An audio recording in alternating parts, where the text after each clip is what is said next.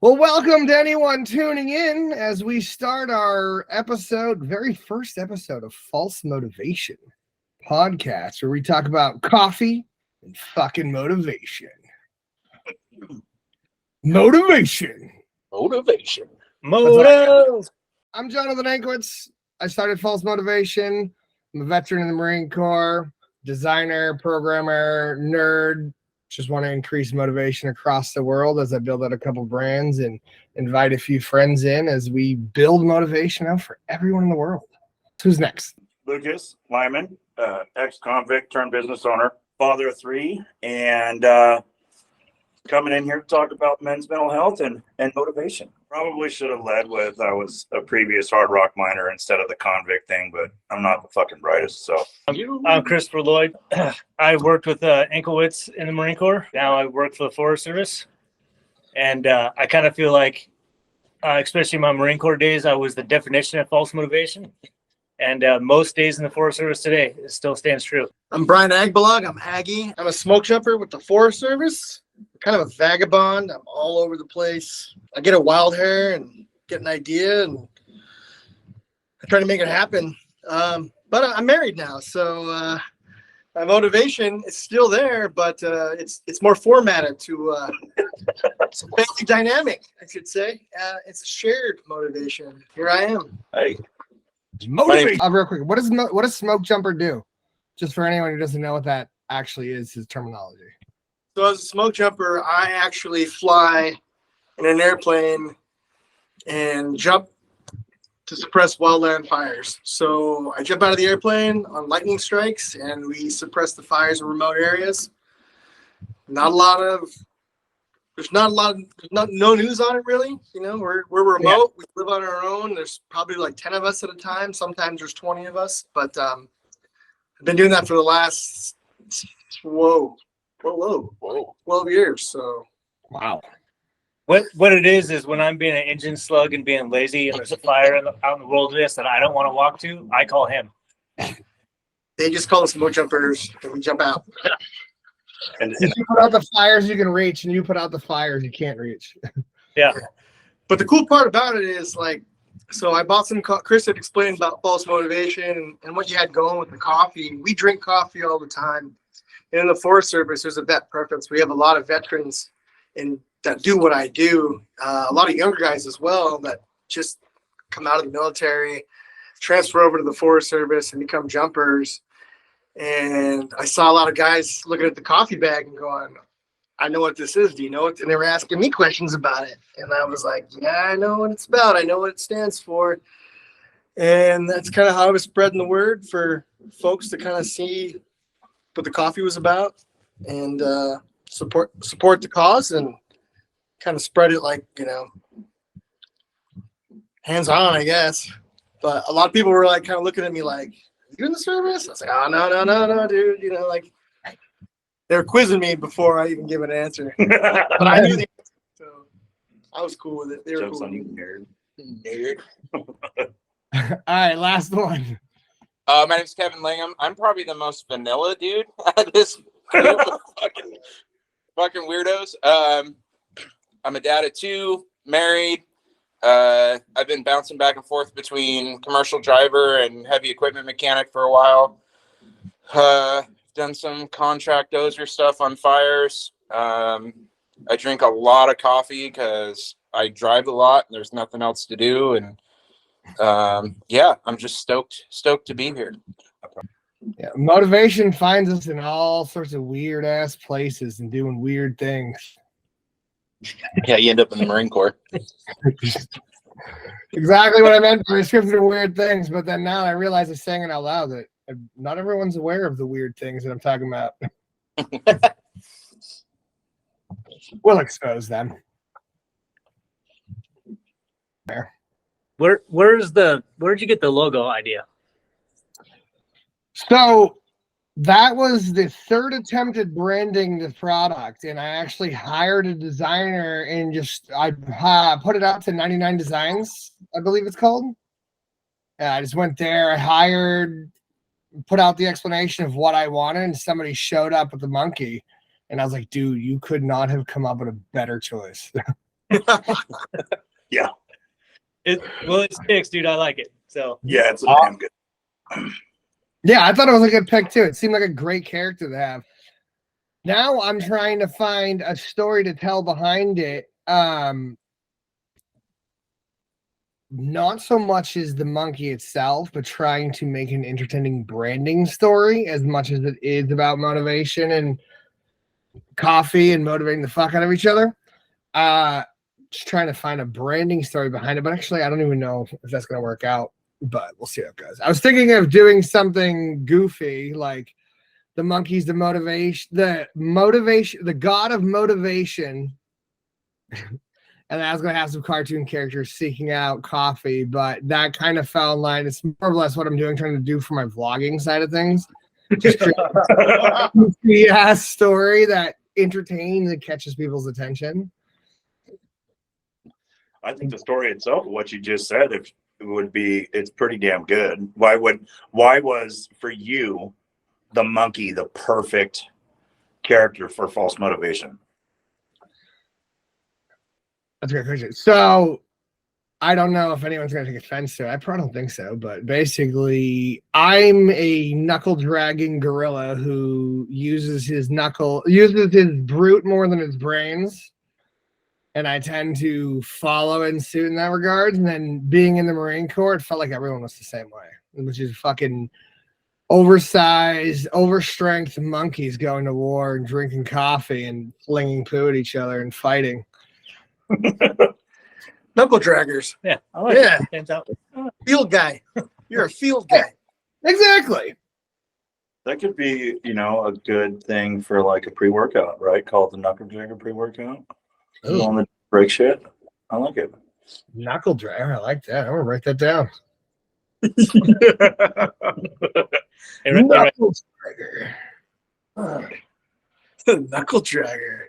I like it. But no, so it was a lot of like raw strike. When you think of knuckle dragging and giant gorillas doing manly things, I guess you could say, you just think of like strong, aggressive nature. I don't even know how to explain that. Huh? Angry. Brawn, brute, no Yeah. Dead. Power. Head inside. What is your big drive to motivate people? So that's actually a great question. So I have always had more energy than most, even when tired and even when going into this. So a lot of it came. So after my exposure to the terminology false motivation, learning what it was out in the field, somebody explained to me what false motivation was. It was about faking your motivation until your motivation is real. Right? You set the standard, you set the expectation, and then you fill your motivation bucket until it's real. And then once it's motivating and real, it just kind of overgrows, and it's like planting a seed, right? Like once you put that seed down, you fake that motivation until it grows into place. And then once it starts producing its own motivation, your motivation is just thriving. And I've followed that mental thought since I heard it in the Marine Corps. And the Marine Corps teaches you the core drive of pushing and pushing and pushing, whether you think you can or not. They teach you how far you're capable of actually going versus where you think you are and the million times you want to quit prior to and you think you've hit your dead end. And if you continue with that mentality of false motivation carried on and on, it's always repeated in my entire life. In any subject that I'm doing, any topic matter, love, shit, even the bedroom, I found it like just motivation, just keep going. But getting it going. So once I had that just rattling in my head all the time, I originally wanted to create it as an energy drink. Because I'm just drink a shitload of energy drinks all the time as it is. Yep. I was like, this would be a great energy drink because it's not, coffee names always seem a little like flat and boring, right? Like they're always Vanilla. Yeah. And then, so I was like, I never imagined it as a coffee company, but the opportunity rose for me to set it up as a coffee brand. So I chose to take it. And it was just like, oh, actually, this is a better fit for what I wanted for the intended audience, actually, because, the intended audience that I wanted was military veterans, nurses, fire, entrepreneur, like people who are always driving and running forward and just like doing what no one else is doing. They're all chugging coffee 20 hours of the day, right? Yeah. So it's actually it's a better fit. Naturally, the world just kind of came that way. It's a better fit for coffee to be. So I started building it out, and then so one of the ideas came from I just kept having this idea of being an energy drink. I wanted to motivate people. I started working in a corporate office when I was doing software programming, and I would walk into my meetings and I would just be like, motivation, motivation, motivation.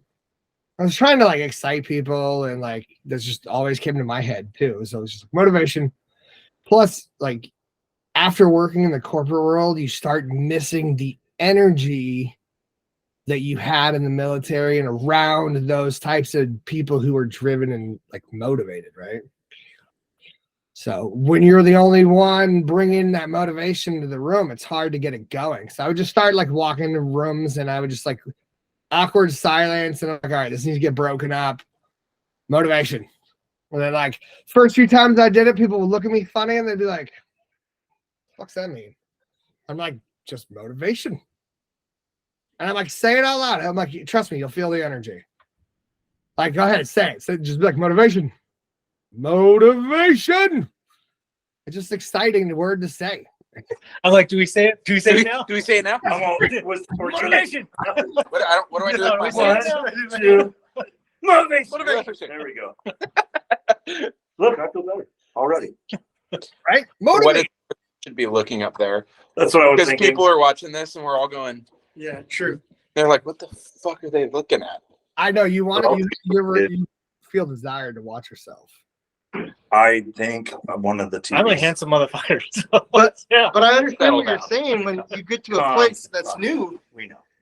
and their structure is just so bland, and you walk into a room and you feel that dull energy, and you just gotta do something. I'm famous for just speaking up and being especially in our jumper briefings in the mornings, nobody wants to hear what's coming up, and I'll just be like, let's go. I'll just yell it, and all of a sudden, and the briefing kicks off, and people are like, Yeah, but it takes a special kind of person to be able to do that, right? And those people you grow to really value them, right? When everything becomes so mundane and everything becomes just so bland and flat, like you were saying with being in the corporate world, right? Like Chris does it. I've done it. I haven't been around you too much to know, but it sounds like we all do it, right? We kind of try to be not so much the life of the party, because it's not really a party, but to be able to bring that kind of motivation and that uppityness, that's pretty cool. So when I was, approached about this, I was selling coffee, and he's like, no, we're going to be doing a podcast about motivation and maybe talking about a little bit of mental health. I was like, fuck, no brainer. Yeah. Absolutely. Right. And I think if the world had more people that were willing to just try to bring some people up, try to crank it up a notch, try to get people motivated, right? The world would be a much, much better place. So I think this is a fantastic idea. Plus the coffee's good. So. Yeah, and I think we're all, to some degree, another in leadership roles and the fields that we work in. So that's definitely important. I know if my boss walks in and he's just bummed out, he's gonna bum me out. Yeah. Too. So it's important as leaders to come out and be motivated, even when you're not. And that's where the false motivation comes in. So if I get up in the morning and I gotta go deal with people, I'm not stoked about it.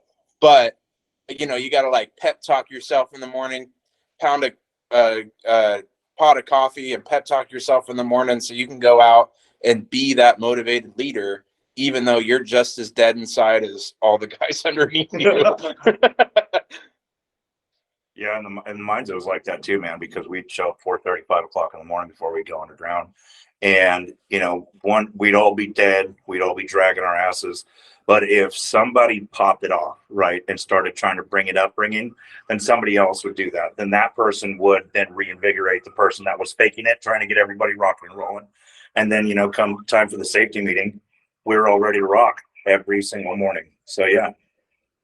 Motards. Motards. That's a good shirt. Motard. That Motard's is a good shirt. fucking shirt. We're Write gonna that make that Write shirt. that down. We're gonna make that shirt, Motard. False motivation, motard. Oh my god, yes. Sorry, my phone's You fucking need to get that. Oh, Lily's here. You want me to get it? Yep. Hello. Hey, we're getting motivated over here. Yeah. What do you want? What do you want? What motivates you? What order number? But we were talking about like this, you know, you set the precedence, you know, like I've had times where I've walked in and I've not said anything because I may be having a slow day, Mhm. but the guys that work for me, they might yell it out. Let's go. And then it's like, I snap out of it. Yeah. You know, so it kind of spreads. Like if they know that it's okay that I need a little pick me up because it can't just be me every day, all the time, 24/7. I'm lucky to work with a bunch of individuals that aren't company men, but we work for a company, you know, they can Yeah. have a little bit, but you know, there's still some rank and structure. But if they see me, they're real quick. If I haven't said it walking through the door and got something going, they wait about 10 seconds and then they're like, you know, I'll hear it behind me in the lockers and stuff. They'll be like, oh, yeah, I'm there. You know, it's infectious. It's Check totally in, check contagious. in. I'm checked out. Totally Say it checked again? out. Sorry. I said I'm totally checked out at work right now, so I'm not motivating nobody. I know he motivated me the other day in jiu-jitsu. I was like, I'm not. Nah, You I go got exactly not work. Yeah, that works. Letting it all out in jujitsu and not I was like, bringing it to nah. work. Chris is like, nah, you're going. I need you to hurt Oh, me. okay, yeah, Why? okay. Because I hate That's all right. We just gotta show some of the people that work under you, and as soon as they see it, you'll be like, "Ah, fuck! Now I have to show them motivated to work." Right. Yeah, but then I got to keep doing it. And that's how it happened. Well, that's funny because actually, like Lucas was saying, not Lucas, sorry. No, Brian? Brian was saying, yeah, I'm like trying to get the name square. Like Brian was saying, it becomes contagious, and then other people start filling in the gaps whenever you fall short, right?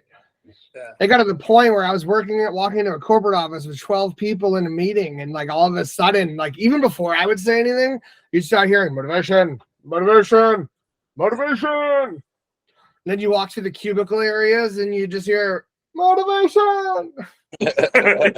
I'm sorry, man. I'm having a real hard time picturing you walking through a freaking cubicle. I got pictures. I used to work enough. The first few times I showed up to one of my tech jobs, I walked up to the office like the first time, and they're like, security is over there. And I was like, I'm an engineer. You know, do I look that fucking dumb? Like, That's exactly my thought. And then I was like, you know what? It's the muscles. that's right, baby. That's what I made the assumption. It's probably I looked retarded, but Did you look him dead in the eyes and go, "Do I make you feel safe?" no, they say that to me. Yeah, exactly. But no, yeah, spreading motivation is what it's all about, man. It's at this point now, it's like I would love to see false motivation just become this motivating brand whenever you see anyone drinking it, like out in public, or you see anyone or anyone even mentions it, and it's just like motivation, like going anywhere and seeing just people fucking hollering motivation out everywhere and anywhere they can possibly come up with it. Yeah. Wear the swag and then explain why you're wearing it. Right? See this shirt? Look at this shirt. We get asked about the rash guards all the time. Oh yeah. What do they ask? Same dude every time. Hey, is that coffee good? What's that? I was gonna say, what do they ask? Oh, like where did you guys get those, or what's that mean? Because there's a lot of military guys in there that train with us, so like they get it. But there's like a couple other people that are just like, what does that mean? And so we'll educate. We gotta let them know. Don't ask me to spell it, but I can tell you about I it. mean, we were doing 8-minute rounds, and you just got smashed by freaking Brady, or freaking, I don't know, Or Marty. Marty. friggin' You get up and you go another 8-minute round with somebody. or Chris smash passes you. I haven't smashed past anybody. Yeah, there's definitely a lot of false motivation rash guards, and at 6 a.m., which is the knuckle dragger group for jiu-jitsu stuff. Right. And people do ask, and it's getting more and more prevalent as like, hey, and they also see our work ethic and see how we roll and see how we act and leave for work, and it's kind of building on that. Like, we don't really have to say much, as our actions are kind of like leading to the. It sucks though, because I'm like, God, I have to go to work now. Right. But there's the false motivation, you know, like I gotta go to work. Shit. Yeah, we're hoping to get a couple videos of us down there in the gym, which I think would be pretty. Yeah, and I'm thinking that's going to be one of the things, like, because I don't care who you are, when you have a business, you have your favorites and your customers, and like seeing my customers call and be like, you want to make 10% off on this order today? And they're going to say, yeah. I'll be like, you got to sit here and look at me with a fucking camera and tell me why you're motivated. And no, you can't say because I get 10% off, right? Like, you know. I'm motivated because I'm getting 10% off. Yeah. I used to do that thing where if people called in for their order a little bit early and I give it to them, I'd be like, you got to tell me something that you're grateful for. And they'll be like, well, that you're letting me have my order early. And I'm like, fuck, whatever works. So Lazy, but I love the concept though. I think Do it's, you guys have, so that's a great gratitude practice. Do you have any other practices like that you do and encourage?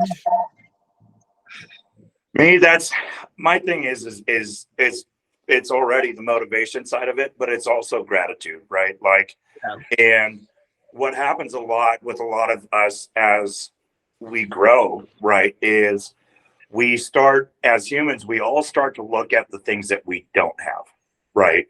And when you're looking at the things that you don't have, obviously we've all heard the cliche, you don't really get to see what you do have, what you're grateful for. And so one of the things, and it's a good, easy way to motivate people that are down like that, is all you have to do is ask them a simple question, and what are you grateful for? Right. And you can see them almost immediately perk up, right? Like, my kids are doing great in school. My son just got to start as a quarterback, something, and it helps perk them up, man. And gratitude is a big thing for me, because I grew up in the sticks and I didn't have much. And with my past life experiences, I was kind of predestined to be a failure, right? And to have the life that I have today, with the family that I have, I have a rock star employee, I have a nice little business, I've got great friends, just met new ones, right? There's always something to be grateful for, right? And once you have that, it's when you hold on to it, it's almost hard to fail, right? It's where, in my opinion, is where you start to get things that you never had. And then you start to look at, you want more, or you're worried about what you don't have. And it just takes time off the day, right? And being appreciative of what you already have. So, I mean, like yesterday, right? Woke up, was having a little bit of a hard time, and, was stressed out about the day. And as I'm leaving, I'm driving down, was that Breslauer? Yeah. I'm driving down Breslauer, and I see this poor 25, he got to be 24, 25-year-old kid. He came up over the train tracks with a lowboy, right?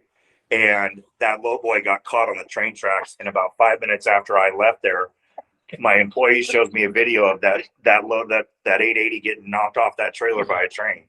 And I was like, well, there I was thinking I was having a bad day. Yeah, right. At least I'm not that guy. That poor 25-year-old kid has to go back to school now.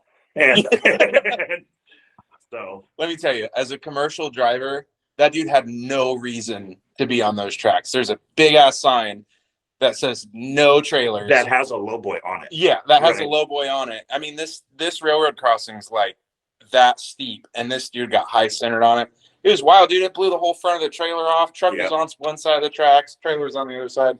And that dude's gonna false motivation. Sure. That's a fucking motivation. Yeah. Because that kid, he's 24, 25 years old. He found himself a good paying job at that age. And so a lot of us would have wished we could have had that kind of a job, and it's gone now. Yeah. You know? Well, and that's rough too, because especially driving, like, we all make mistakes, right? I was backing onto a basketball court to deliver some tables the other day, and I'm looking at the pole for the basketball hoop, and I'm making sure I'm not hitting the pole. Well, I banged my stack on my truck right off the basketball hoop and like bent it. And then not even like a week later, I came around the corner and I swung really wide, and I was thinking about the stack on my truck because I just hit a basketball hoop, and there was a low-hanging awning on the side of the building, and I clipped the corner of the building with the table on my trailer, like a week apart. I haven't hit anything in my entire driving career. I don't have any moving violations or anything. And then a week apart, I hit a basketball court or a basketball pole, a basketball hoop. No, I hit a basketball hoop, and then I hit a fucking building. So, you know, it happens. Yeah. I've never been hit by a train, but I mean, that's pretty brutal. That's dude. Well, so I love the gratitude thing. I've actually gotten a lot more into gratitude stuff lately. I've been spending the time to make sure I spend the time expressing my gratitude. Right. Right now, I am divorced poor, startup poor, broke poor. Like, I'm just poor. And I have been making a point to just say, you know what? I'm happy where I'm at. I don't need more than what I need. And as long as my bills are covered, my groceries are covered, and I can do what I need to with my son, I don't care. Yeah. And life has been immensely happier. And then I just spend all my time just being grateful doing what I'm doing. Like because of the position I'm in and the things I've been choosing to do, in order to make money to cover my bills of what I do have and everything, I've been able to, whenever I have my son, who I have 50% of the time because of the divorce, I spend almost all my time with him. And it's the best thing ever. If I could shape my entire life to be around being a parent, I would just work the weeks I don't have them and be off the weeks I do have them. That'd be awesome. Phenomenal. Well, there's some more motivation, right? Sounds like a great work week. Yeah. That's a great pay period. Yeah. I like that. It is. America should adopt that.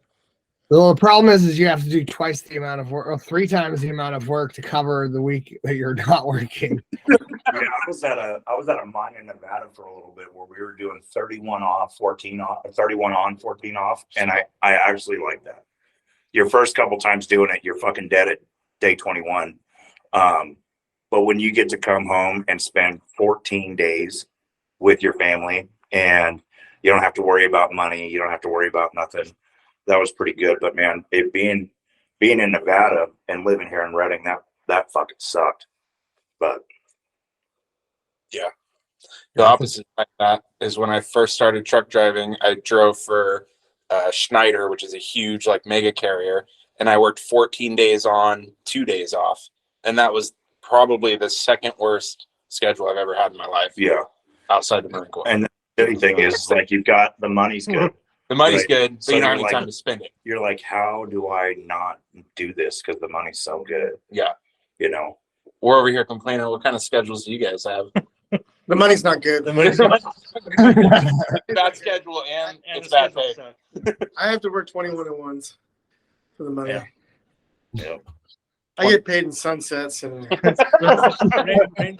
Windy river when the sunset over mountain and smoke is right. You know, like, But it's not that bad. But it sucks. yeah, keep telling yourself that. But it's Check it out. So it's not I think Chris has it for the work that we do. I think Chris has it the most. I did that for a little bit, what he did, and it is, I think mentally is the most challenging because you build a good crew on those engines, and then they advance, and that's your job as the engine captain is to advance them, and then they leave, and then you get like another set of like 18 to 22-year-olds that Groundhog know Day. nothing, but they think they know everything. They haven't experienced life, and they're just like Have telling a good one, you sweetie. how to do your job, See you tomorrow. but they can't even like live in the woods. The worst is the third year seasonal is the worst because they think that they know it all, they've seen it all, and you can't. I'll relate it this way: it's the Lance Corporal who has one deployment under his belt, right? Like knows it all, seen it all, can't tell him, can't teach him nothing, right? And like those are the worst, but you know. But Chris sees those on a regular for numerous days.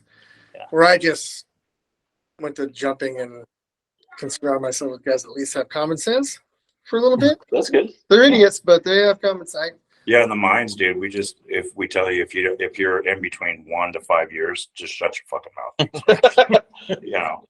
We have guys that do mining in the off season because they're seasonal. Yeah. And they go right into mining, and I'm like, you guys are on another world. Like they Did come I- straight from like the ground to jumping on an airplane. Let's say they go straight from underground to the sky. Yeah. Just polar opposites, man. That's insane. Which is bipolar. Yeah. Yeah. But So guys, are you good at like tight place? Would you go cave diving if you had time to? me? Yeah, Absolutely. Oh, that sounds horrendous. Yeah. Scary. Like the idea of being underground in a cave where there's a chance it could just close. And Well, I you're don't do part of the all dirt. this because I don't know if you guys can see, but I'm fucking not small. He's thick. Yeah. Yeah. He's a thick. With 4 C's. But we did a little bit of that where we you when you're in gold mining, you're chasing quartz veins, right? And in a lot of instances, wherever there's running water, it's cutting through rock and you'll find a quartz outcropping. And so you can, in your off time, if you find that quartz outcropping has got, we call it VG, visible gold, you can follow it underneath the ledge. And so we'll dive down and we'll pry it out. It's always been a blast. How much gold do you get when you do that? So the most that I've ever done in a day, and it was actually right out off Iron Mountain, I got 2.2 ounces of gold.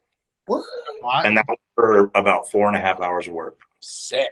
That's a lot of gold. The most gold that I've seen was actually in French Gulch. We were on 1,000-ounce rock. So to put it in perspective, usually around 0.4, 0.6 ounces of gold per ton is paying the bills as you're making bonus. Right. So like when I got hurt, I was on a really hot vein and that was 7 ounces a ton. So like Gold Rush, when they're doing their yards, they're happy with like $25-$30 per ton. And we're happy with about like $400 to $600 a ton. So when you're at 7 ounces of rock a ton, you're good. But when I first got on there, we were into Lucky Friday and that was paying 1,000 ounces of gold per ton. You'd walk into where they blast and there'd be gold on the ground and it'd do something to you. It was That's wild. wild. Yeah. But boys, I got to pack up. I got to go coach my daughter's softball team. All right. The building is yours. Good seeing you guys. Motivation. And we're back. So I tried the little yell today on my bike ride in the morning. Yeah. I did it like 3 times. And I live in a pretty rural area and there was like a rotation of the dope grows.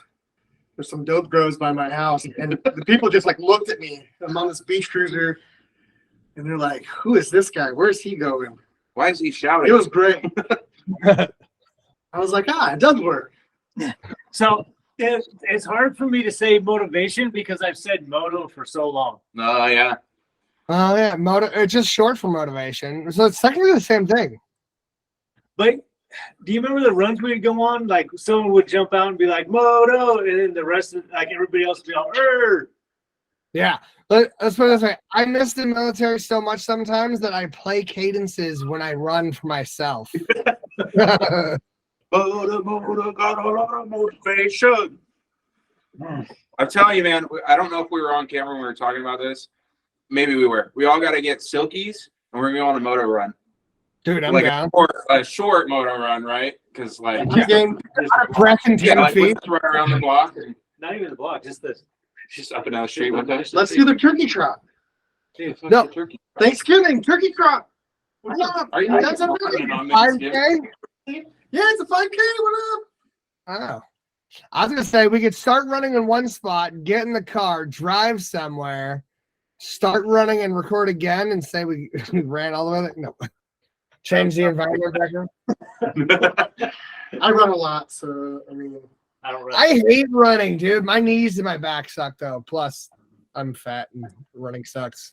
that's my motivation. Somebody told me I was a terrible runner all through training, and I was like, you know what? I'm gonna be a good runner. That's crazy because Yeah. Just a bad runner. They just kept telling me I was terrible and I sucked, and I was like, oh yeah, watch this. I guess I'm gonna go ride the bike then. I'm still running. Yeah, I'm still running because I don't think I'm good enough. So I had a jumper bro tell me that I'd never make it being a jumper. And guess what? Not a jumper.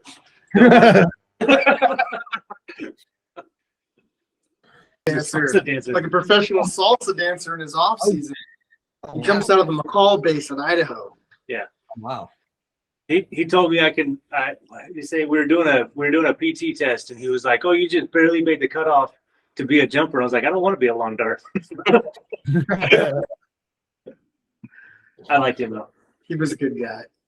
Oh man, that's gonna be intense. Jumping out of airplanes to go put out fires. Yeah.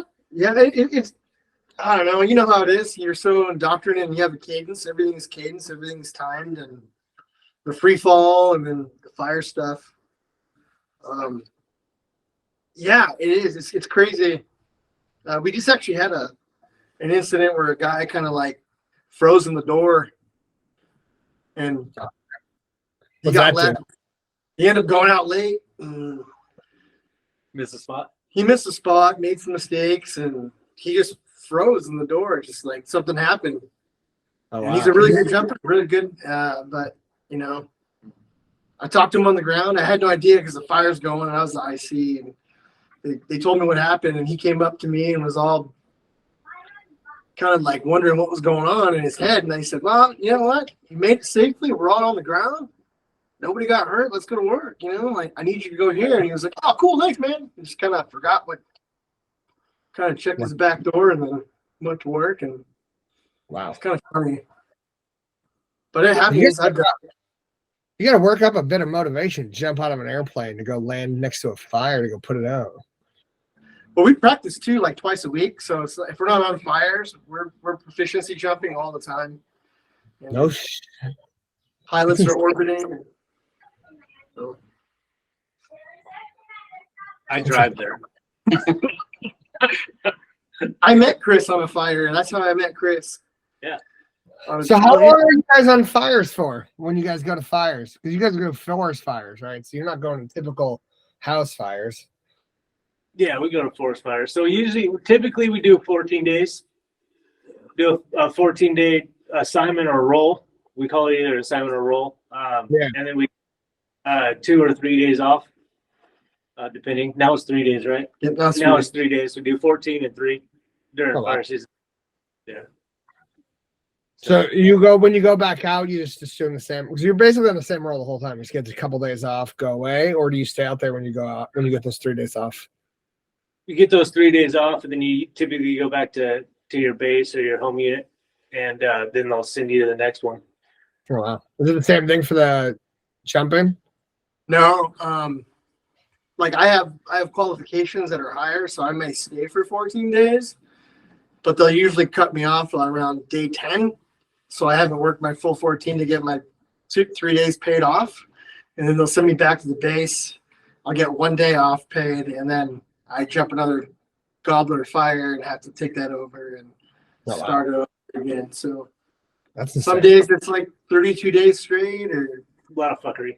yeah, which is nice. You know, when on the engines and stuff, there's a little bit more command structure, whereas we're getting pulled back a lot. Like, oh, the engines can come in now and take over, and I'm like, we don't belong to a forest. We belong to the nation. The Forest Service is the nation. So we can jump Nevada, we'll jump New Mexico, Nevada, Arizona, Idaho, Oregon, Washington. Are you guys considered state employees? Or are you guys like government or contract? Like, what are you? We're federal. Federal. Okay. We are under the same branch as the military as in budget. Okay. So then you end up traveling to wherever the fire is. That's insane. Yeah. I smacked on a keyboard. Motivation. Shit. Show Alt Delete. Show Alt Delete. I do more smacking on a keyboard now than I do fighting fire, which kind of sucks. But Yeah. He's the captain now. Yeah. What happens when you're in charge? I'm the captain now. But no, And then Kevin, how what's your driving structure look like? Dude, so I haul specialized flatbed for a little like mom and pop manufacturer here in Reading. So I haul like concrete picnic tables and benches, and we make like cornhole boards. We do all sorts of like outdoor concrete stuff. Yeah. So like this week, I had a full load of picnic tables, which is 21 picnic tables on a flatbed. They're stacked 3 high on the top of each other. I loaded Monday morning, went down to San Diego, which is about almost 700 miles from here. Unloaded in San Diego on Tuesday morning, and then came back. I got home Wednesday morning. And that's a pretty typical week. I'll do like I'll leave Monday, either to like San Diego, Vegas, Portland, something like that. Be home by Wednesday, then I'll load Thursday and do a closer like Sacramento or Reno or something like that, and be back Friday. So I'm trying to get out of it. I've got kids at home and I'm sick of being gone all the time. So What's your favorite route? probably like 89, like out through Weed and that way. Just because I-5 like is so boring. Like I do so much like LA and San Diego. I get so burned out on I-5 because you get south of Stockton and then there's nothing until you get over the Grapevine. Like there's nothing but like fields to look at. So when I get up into like Oregon and that area, I enjoy that because you get some trees and stuff to look at. And then like, like next Monday, I'm going to the coast. I'm going to in between a town called Westport. So it's in between Fort Bragg and Eureka. So that'll be cool. I'm delivering to a state beach out there. So that'll be rad. Get to see the ocean a little bit. Yeah. So most of my driving's on I-5, but every once in a while I get a little treat and get to, even going out to Vegas is nice because you get out in the middle of the desert and you can go 70 miles an hour and the desert's cool. You get a good sunset or a good sunrise out there. It's kind of rad. So Yeah. How do you stay motivated on those drives? Those are long. a lot of coffee, dude. Like a lot of coffee, a lot of false motivation coffee because, you can only drink so many like bangs before you have an anxiety attack or a stroke. Or So coffee, man. Coffee's where it's at. And then I listen to a lot of podcasts and like I was gonna ask what the yeah. So I consume a ton of media, audiobooks, podcasts, music, caffeine. Like that's kind of my jam. And it gets like 12 hours 12 hours is a lot of driving, but you kind of get used to it after a while. You get into a routine of like the books you're listening to, the podcasts you're listening to. Like I know when each of my favorite podcasts comes out. I'm kind of a nerd, so I do like a cybersecurity podcast and a Dungeons and Dragons podcast, and then some like military news podcasts and that kind of stuff. And each of those comes out on a different day of the week, so I get like a different podcast every day of the week, and I try and get them all. What's that? You play Dungeons and Dragons? I don't have time to play. I've done a couple like single shot campaigns, but there's some really good like there's some nerd. There's some really cool like there's some really cool like live like I don't remember what they call it, live play or real play like podcasts where it's a bunch of dudes on a podcast that play Dungeons and Dragons. So when you get burned out on audiobooks and like the news, you got to find entertaining stuff. So finding the people that like, you can only listen to so much Joe Rogan and so much like Two Bears, One Cave before you're like, I can't listen to these guys anymore. So. Did you say Two Bears, One Cave? Yeah. You've never listened to Two Bears, One Cave? Never heard of them. No. They're so funny. They're super funny. It's Brett Kreischer and I don't remember the other dude. The only podcast I've ever listened to is Meat Eater. That's it. Oh, the hunting dudes? Yeah. It's the same as the show? Yeah. That's it. Now you're gonna have to pick one or two to listen to because you gotta do research, right? Yeah? I don't listen to any. It's hard to listen to podcasts when you're I got so much playing. going on up here. It's like its own podcast. all Well, my so different personalities it's talk to each funny other. you say that because I was actually going to ask Kevin the next question. So when I started going through my divorce and like even after the military, I around the same time I started going through my divorce, I started addressing my PTSD from the military. But I found meditation is a huge way to address a lot of things. And considering you're spending, I don't know what, 10 to 20 plus hours in a truck by yourself for days at a time, that's got to be a form of meditation, just like processing and just like sitting all day and driving.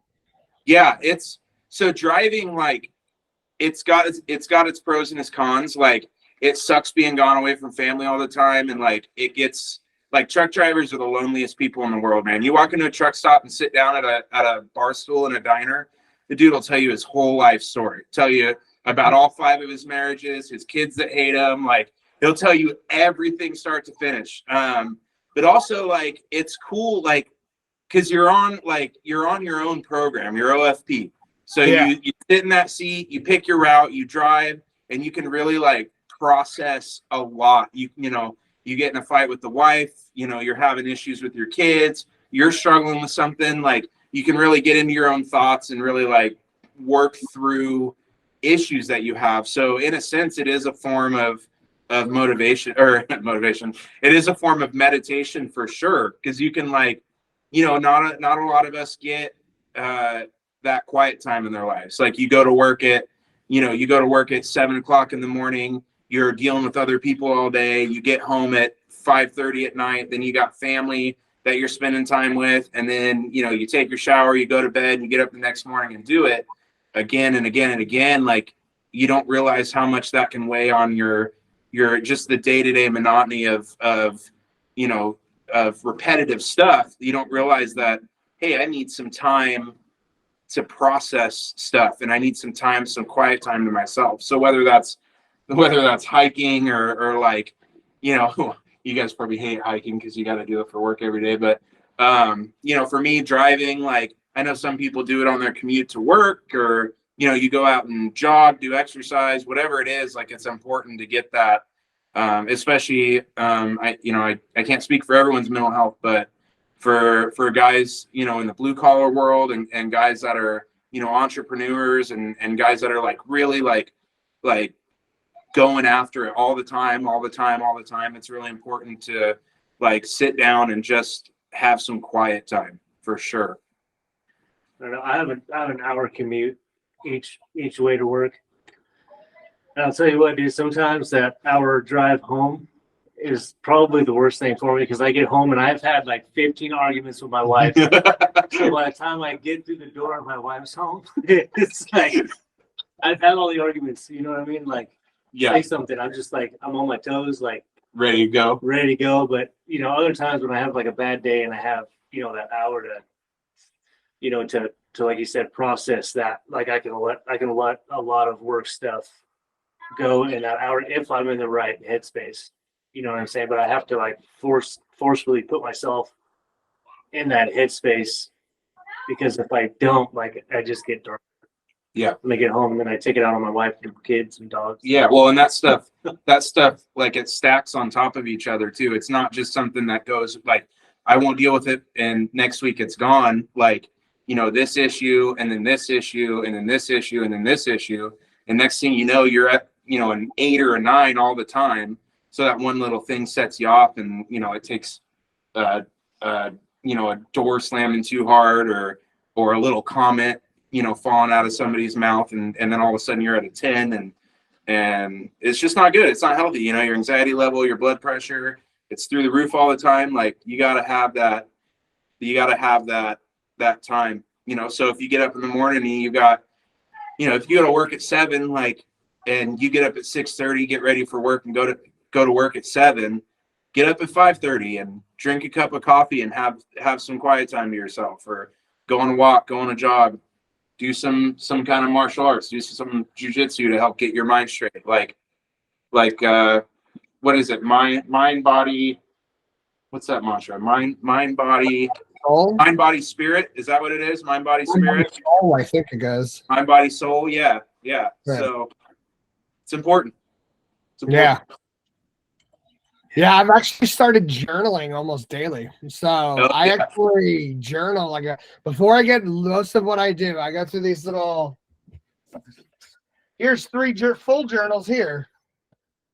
I'll go to the grocery store or the pharmacy or whatever, spend $2 on a journal and a pen, and then I just every day before I start things, before I get anything done, I'll just open the journal and I'll write, and I'll just write. And I've actually found myself, so whenever my emotions get to a point where I'm like above where I want to be, just in a general state, I bust out the notepad and I start journaling, and I'm telling you, it changes everything. I don't know what it is. Like, there's so much. So the PTSD therapy that I did was actually essay formed writing therapy, right? So every week what you did was you choose one single topic of a traumatic event that bothered you or that you could just simply identify. And what you would do is you'd write it down every week. You'd meet with a VA counselor and you would write down the entire scenario from start to end. Spend about 45 minutes to an hour or so writing it down. And then we talked to the therapist for like 5 minutes. It's just like, all right, that's it. You don't do anything else. How you doing? You doing good? Okay, cool. Next week you'd meet up again. You'd write down the whole thing again. You do this about 5 or 6 times. And then about like the 5th or 6th time, you would write how the scenario affected you. So then now you're writing completely on the reflection of what you got out of the scenario and why it just bothered you inside for the most part. Then the next time you would write it down one more time. And then that was the conclusion of it for the most part. On the very last session, you'd meet, like you and the therapist would talk more about it. But for the most part, like, I was impressed on how that short bit of addressing it changed so much of the shit I was dealing with in that regards. So I had to do the same. I had to do the same thing, and I'm laughing because like I did all that, and then the last thing I had to do was I had to read it to her. Oh yeah, I didn't have to do that. And that's when I quit. Oh really? I read it to her, and like she was like, "Are you okay?" And I'm like, "No, I'm not okay." Like, you know what I'm saying? Like, because I had only known her for however long it was, like 4 or 5 weeks or whatever. Yeah. And like told you like my most traumatic stuff, right? And like nobody hears this shit. yeah, like so I quit, and she called me 2 weeks in a row and was like, "Hey, like just wanted to check in on you.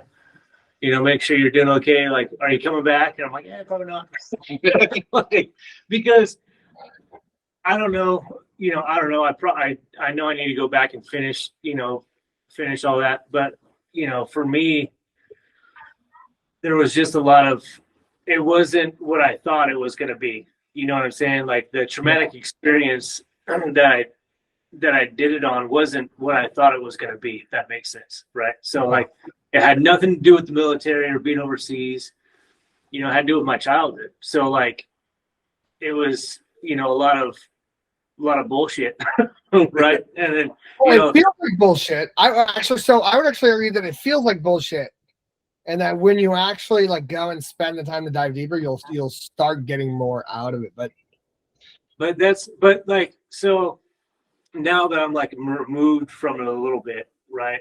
And like I can see, what was getting to the root of it. But I don't want to dive too deep into this. Yeah, you don't have to. Like in part of my diagnosis, like because I read my notes from the VA, I read the doc's notes, and she was writing in there about it doesn't matter, but like going back to that event now that I've done it, I can see where that stuff bothered me. Mm-hmm. There's a direct correlation or direct link, linking those two together, right? But like calling my family and being like, "Hey, is this accurate?" Like, because we were so young, like, is this accurate, or is it something I dreamed up? You know, my brother's like, no, it's accurate. You know, like, I'm like, it doesn't bother you. He's like, you know, like what bothered me is my brother, you know, I love him to death. And he's like, no, it doesn't bother me. It made me a better person. Right. And like, I didn't have that. It didn't make me a better person. You know what I'm saying? So like, but anyway, I know I need to go back and, you know, work on some of that shit, but you know, I like it. I quit, dude, because I was just not what I was there for. I didn't want to work on that. To address an issue, but so I'm curious. Do you believe your brother actually addressed and got comfortable with it by addressing the issue, and now he feels like it caused him to grow, or do you think maybe he held on to it or he just doesn't hold on to it the same way you did? I just don't think he holds on to it the same way I did. We're twins, right? But we're completely different people. We got people walking up that are unsavory. We're in the cool part of town. But no, my brother's, you know, he's just he just does things different, right? Now I don't know. I haven't. You know, we don't talk. We joke around, and like if you guys were to see him and I together, our humor's fucked up, right? Like we talk about some dark stuff, and like we laugh about situations that we were in and make super light of it. You know, my wife's like, you guys are crazy, you're broken, right? And we're like, well, it's just how we deal with it. But he handles stuff completely different than I do, and I don't know enough. You know, I don't know enough of his headspace to know if he's letting go of stuff or if he's holding on to it and it's driving him to be the person he is today. You know, I don't have that answer, but yeah. Have you ever thought about continuing the essay therapy by yourself without reporting back to the therapist? Yeah, so I'm also in AA, Alcoholics Anonymous. I haven't been to a meeting in a while, but in Alcoholics Anonymous, we do what's called the 4-step, and like it's not the same, but it's there's part of that. I don't want to dive too deep into that either because that could be a topic for another day. But yeah, basically, it's putting, you know, pen to paper and writing stuff out so you can see it, and then you write out like the stuff, you know, like your resentments, right? And then you write out, you know, like, and then you write out like your part in it, right? With diving too deep into that. So, you know, like say, you know, one day, you know, Kevin punched me in the face and I, you know, I'm resentful at him and I hated him for it, right? I would write his name on a piece of paper. I'm like, well, he punched me in the face. And the next column, I'm like, well, you know, it affected, you know, my personal relationships. It affected my pocketbook because I had to go to the hospital. It affected my sexual relations, you know, because I had a black eye and my wife didn't want to sleep with a guy who had a black eye, whatever. And then I'd write my part, like, you know, like I told Kevin he was an idiot, right? And his haircut was, you know, We got the same haircut, dog. He's got red in his beard. I just don't trust people with red in their beard. So, you know what I mean? And then you can piece it all together. There's a lot of steps. You know, there's 4 steps before that, and there's, you know, some steps after that to clean that up. But that's basically it's the same thing, right? You're writing it down. You'll be able to look at it and see your part. Yeah, and that helps a lot if you do it. I haven't done it in a while, but once you do it, I know for a fact that it's helped me in my life. Writing's a good therapy. I had a therapist tell me one time I was having sleep issues. I couldn't go to sleep, couldn't stay asleep. And he just had me at the end of every day, just write down everything that's bugging you. All the stuff that's causing you anxiety. You had a bad day at work, you had a fight with your wife, you had a fight with your kids, your car broke down, whatever it was, you write it all down. And then you look at that list and you find the things that you can do something about. And you write out what you're going to do about it. And then the other stuff, you just line out because there's nothing you can do about it. So now you're just worrying about the stuff that you can do something about. And then the next day, you write all the things down again the next day. And, you know, if there's consistent things that you can't do anything about that are bothering you, then that's probably something you should talk to somebody about. Mm-hmm. And, you know, if it's little stuff that you can check a box on and get done, then check that box and move on. And that's a really good way. A little more extreme is you can write all the things that are bothering you. Take a mason jar or a jar with a lid on it, write all those things down, put them in a jar and put the lid on it before you go to bed. And that's a really good activity. Like if you just can't get your mind to shut off, that's a good way, just I don't know what the psychology is because I'm not a doctor. But something about the psychology of taking that thing, putting it in a jar and putting a lid on it, it tricks your brain into thinking it's not an issue anymore. What happens when your wife opens that jar? It's like Pandora's box, dude. I Shit would- starts going I everywhere. would say burn them. Yeah, Burnham's a good way too. Yeah, Yeah. Then you can really let them go. yeah. Yeah. So after my therapy, after I did my PTSD therapy, I actually found myself more confident in the choices that I was making on a daily basis because I felt more aligned with myself. If that makes any sense. Oh, I don't know. That sounds like a weird statement. Actually, I'll say that out loud. But it makes sense. Yeah. Yeah. You can Yeah. trust yourself more that you're making those sound decisions. Yeah, it's weird because you get to a point where you're kind of, I don't know, I think you identify your own emotional pains and you avoid them without realizing you're avoiding them. Well, and then you're working through like, is this me making this decision, or is this my trauma or my lack of sleep or whatever's my anxiety that's making this decision? And then you don't know, like, and like you said, like it affects your write this down. It affects your like your confidence to make your your day-to-day decisions and that sort of thing. So, real quick, Brian, I'm going to put you on the spot. Like, us three have a different background, right? We're all veterans. And one thing that I would really like to do is bring more, like, we have the VA to help us with our stuff, but the Forest Service or firefighters as a whole don't have, we got EAP, which is a employment.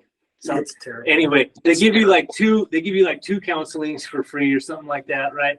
But like no one, you see it on Instagram and Facebook all the time, like, oh, let's raise awareness for firefighter mental health, but no one really talks about it at work. You know what I'm saying? Like, it's more of and I'm going to use it because someone said it to me the other day. Pick yourself up by your bootstraps. Yeah.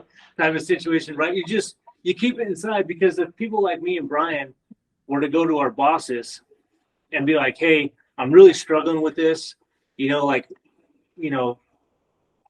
guy slammed into a tree and broke his femur, or, I responded to a motorcycle accident and these things are really bothering me.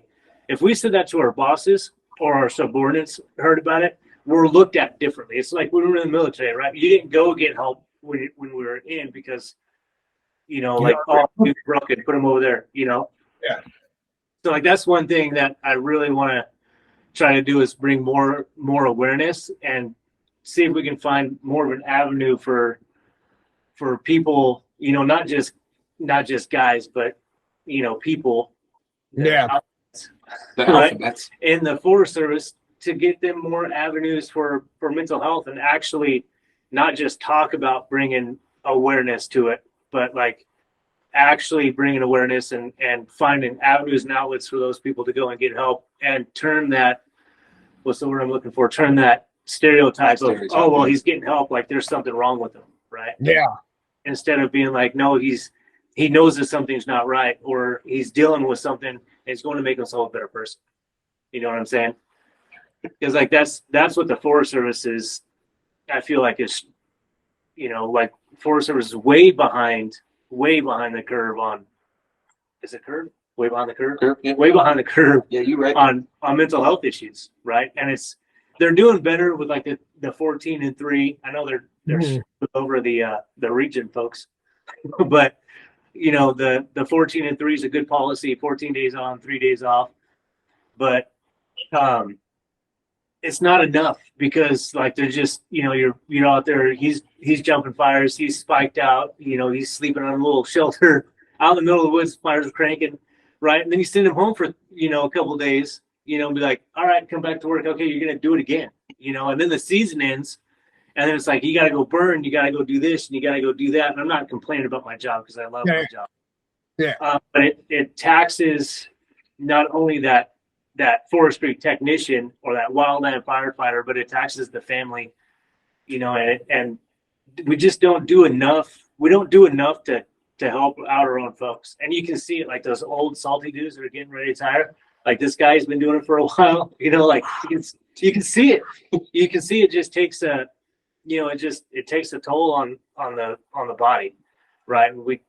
I feel like the Forest Service needs to take a better look at that. Yeah. That's off my rant. Well, and that like all the first responder career fields, right? And also like the blue collar career fields too. Like, these guys on the pipeline welding, like those guys are gone for weeks at a time welding and they're making money. But like, I think there's this stereotype, especially in like, and we stereotype ourselves in like, men's mental health is if you've got a mental health issue, you're broken. You're being soft, like pull yourself up from your bootstraps and go do what you're doing. And I know for me, like if I'm going through like a mental health thing, I feel like I'm letting my friends down, my brothers down, my family down because I'm the provider for my family. And if I can't provide for my family, like what good am I? The second that I'm not providing or protecting, like all of a sudden I feel like my whole life's purpose is no longer being fulfilled. And I think a lot of guys in the trades, a lot of first responder guys, veterans too, like they feel like that. And that's the stereotype that is, it's self-replicating, Inflict it's a self-winding circle thing. Yeah. So everybody should know what we're talking. Yeah. So we take all those emotions, all those mental health problems, and we just, cram them down deep inside, and eventually they boil over and blow up. And like it's important for I want this podcast to be about men and women and, everything in between, but like specifically we can talk on men's mental health because we all have varying degrees of mental health. Just because you're not diagnosed with something doesn't mean you shouldn't talk to somebody. And it doesn't have to be like, if you don't have, medical benefits, like he said, we have the VA, but like there's a lot of dudes out there that are contractors or self-employed, like they don't have medical benefits. So it's important to have an outlet where you can talk about your issues. And I hope that that's what this turns into. I hope when we start doing like YouTube live podcasts or a live podcast, people will tune into our podcast, and they can just type in and say like, hey, I'm having this issue, and none of us are doctors, but a lot of us have, we all have some life experience and we can help people like, I had the same issue and this is how I dealt with it. Or, this is somebody that I talked to. You should go talk to this person. Mm-hmm. And I hate to use the term, but like a safe place, like a place where people can come in and not feel like they're being judged or not feel like they're letting down the people that are relying on them by, expressing this emotion that they're dealing with. Yeah. So, oh my God, you hit on so many things that I have so many different things I want to mention and talk about and preference. I could probably carry this thing on for like 5 hours just on the topic matter of everything you just said alone. But like, I agree with you. That's exactly what I'm hoping all of this becomes. Like, I hope it becomes a big place where people are like, hey, you know what? Mental health is actually something that's more common. Think about it, like mental health is a definition a human made up describing someone's mental state, trying to create a barrier of saying, hey, this is where it's acceptable, this is where it's not. The reality is we all live in that same spectrum. And like you said, nobody wants to go get it because nobody wants to tag onto them, because mental health issues typically through our society's past have always been the old weird ladies rubbing shit on the fucking 7-Eleven glass windows, or you know what I mean? Like there's always somebody who's just so far out there, or somebody who murders their family, right? Like my cousin was actually killed less than a year ago by her husband, who was a Marine, put a bullet in her head and then left the baby at the house and everything. I don't even know what was going on. All I know is what I would like to see happen to that guy. But anyway, mental health gets us all. And like, so here's one thing that when you were talking about, it just kept reminding me of, I don't know why, if it didn't really have anything particularly special to what you were saying. But the idea was like, I had a reoccurring conversation with my ex-wife during our marriage. I've always been a bit more emotional, so I feel more in tune than the average guy, or just comfortable looking like a bitch. Right? We all or the stereotypical mental health issues are like, you talk about your emotions, you're a bitch, right? That's why we're all typically afraid or hesitant to go straight into it, because you got to look at the crowd that you're around and you go, okay, well, is this going to be a real conversation where we can actually do something, or am I going to say something and someone's going to act like an idiot? But one thing I've noticed, do you guys all have kids? I don't. So Chris and I do. kids? Okay. Yeah. So one thing, you guys have probably recognized this. I've recognized it a lot. Men in the entire world, when they hold that typical I take care of the family role, I don't think anyone recognizes how much you are removed from your family. Yeah. You don't get kid time. You don't get that family time, right? You're gone for 8 to 10 hours of the day. When you get home, you're your partner's support. You go straight into the kids and doing the bedtime routine and planning out the rest of the night, depending on the time you're off. And then you're usually like right back at it. And not to mention, you also have to be the disciplinary, right? On top of things. So you're also the enforcer. So you can't go be cute and cuddly while you're trying to enforce a lesson in order for your wife to have less of a problem when you're not there. So like, you don't get time with your family as a man. You get a lot of it taken away. You have to go take care of the responsibilities. And I don't think a lot of people recognize how much that takes from a man. Yeah. Well, and I Right. think too, like on that topic, like I'm gone for, a few nights a week when these guys go out on a fire, and you're married. So like, Yeah. I'm sure it affects you too. Like if I'm gone for 2 or 3 days and I come home, I feel like I'm interrupting a schedule, and I don't know where I fit in with the family routine, and then it takes me a couple days to like warm back up to that routine. And then I'm gone again, and then I have to go back to work, and then I'm gone for a few days, and then I come back, and so it's like you feel guilty a lot of the times for interrupting that routine or that schedule. And then you don't want to fight with your wife and kids because you've got such a short amount of time at home, but also you have the responsibility to like discipline and make sure your kids grow up to be productive members of society. And yeah, it can be brutal. It's brutal. So yeah, my situation is a little different. Like my wife is a freaking rock star. She works a lot, right? And she works like now she's going from like 5 to 3 or something crazy, 5 in the morning to 3. And she comes home and she hammers everything out and she gets it done, and she still, takes care of the kids, she takes care of the house, she takes care of the pool, the dogs, the whole thing.